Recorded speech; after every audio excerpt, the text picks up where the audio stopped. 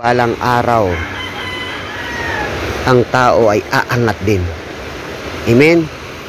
Please, paki-subscribe naman po ng aking YouTube channel, Happy Man Forever, mga kapatid ko.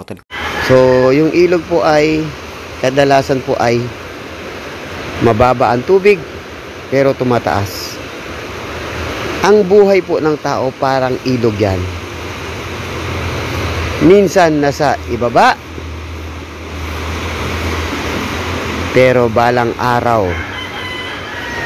ang tao ay aangat din. Amen? Kaya hindi po papayag ang Diyos na kung saan lagi kang nasa ibaba, lagi kang walang-wala.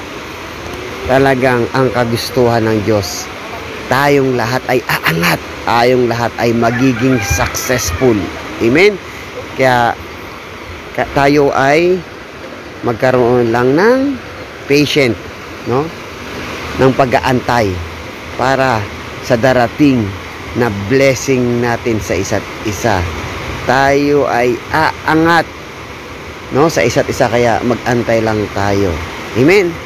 Kaya patuloy lang po tayong manalangin at patuloy po tayo mag-pray, no, para sa ating pag-asa, sa ating biyaya na inaantay, no, galing kay Lord.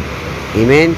So magtiwala lang tayo at palakasin pa po natin yung ating pananampalataya sa mahal nating Diyos, para sa ganun ay talagang ikatutuwa rin natin yun, no?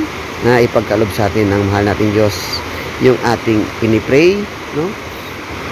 Ugalin lang po natin magdasal para sa ganun matuwa sa atin ang Diyos at magtiwala lang tayo sa Kanya. Doon nga sa unang Tesalonica 5:17, palagi kayong manalangin. Kaya patuloy lang po tayo manalangin para sa ganun ipagkaloob sa atin ang biyaya na gusto natin. Amen? Sila, maraming salamat. More prayer, more power po. No hate, spread love. And ugalin po natin magpakumbaba at ibigay ang respeto sa isa't isa.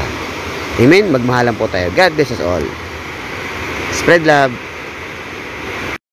Please, paki-subscribe naman po ng aking YouTube channel, Happy Man Forever, mga kapatid ko.